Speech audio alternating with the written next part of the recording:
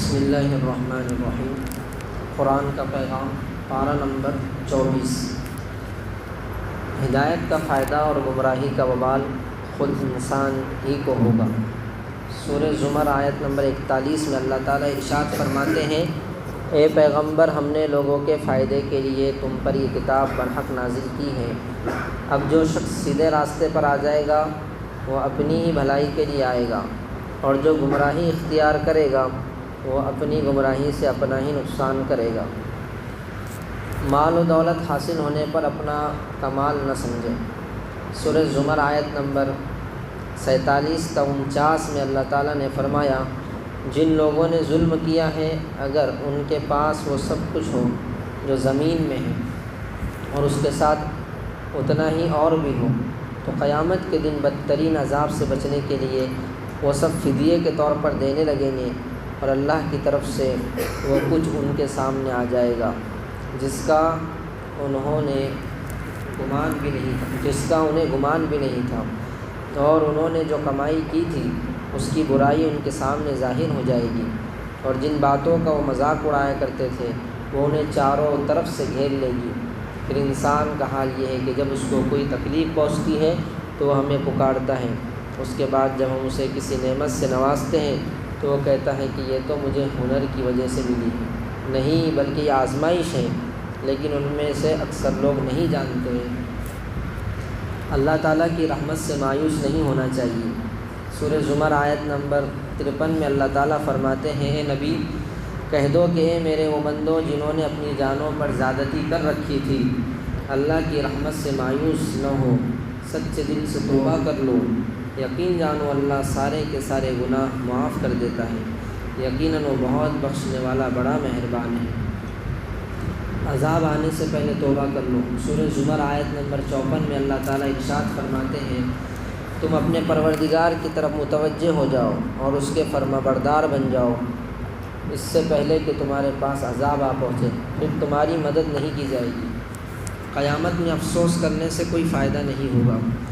سورہ زمر آیت نمبر 55 تا 58 میں اللہ تعالیٰ نے فرمایا، تمہارے پروردگار کی طرف سے تمہارے پاس جو بہترین باتیں نازل کی گئی ہیں ان کی پیروی کرو، قبل اس کے کہ تم پر اچانک عذاب آ جائے اور تمہیں پتہ بھی نہ چلے۔ کہیں ایسا نہ ہو کہ کسی شخص کو یہ کہنا پڑے کہ ہائے افسوس میری اس کوتاہی پر جو میں نے اللہ کے معاملے میں کی، اور سچی بات یہ ہے کہ میں تو مذاق اڑانے والوں میں شامل ہو گیا تھا۔ یا کوئی یہ کہے کہ اگر مجھے اللہ ہدایت دیتا تو میں بھی متقی لوگوں میں شامل ہوتا۔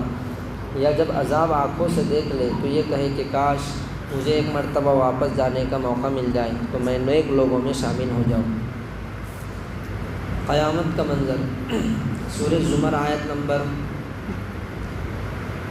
68 تا 70 میں اللہ تعالیٰ فرماتے ہیں، قیامت کے دن سور میں پھونک ماری جائے گی، تمام آسمان اور زمین والوں کے ہوش اڑ جائیں گے، مگر اللہ جس کو چاہے۔ پھر کچھ مدت کے بعد اس سور میں دوسری مرتبہ پھونک ماری جائے گی تو پل بھر میں سب کے سب کھڑے ہو جائیں گے اور چاروں طرف دیکھنے لگیں گے، اور زمین اپنے پروردگار کے نور سے چمک اٹھے گی، اور نام اعمال رکھ دیا جائے گا، اور پیغمبر اور گواہ حاضر کیے جائیں گے، اور لوگوں کے درمیان ٹھیک ٹھیک فیصلہ کیا جائے گا، اور ان پر ذرا ظلم نہ ہوگا، اور ہر شخص کو اس کے اعمال کا پورا بدلہ دیا جائے گا، اور اللہ سب کاموں کو خوب جانتا ہے۔ آخرت کا گھر ہی اصل ٹھکانہ اور رہنے کی جگہ ہے۔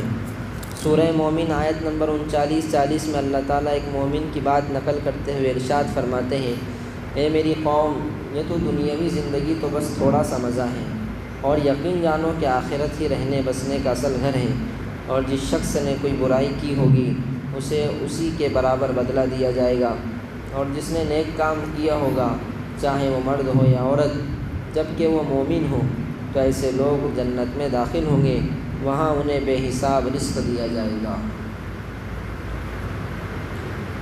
دشمن کے ساتھ اچھا برتاؤ کرنے سے وہ اچھا دوست بن جاتا ہے۔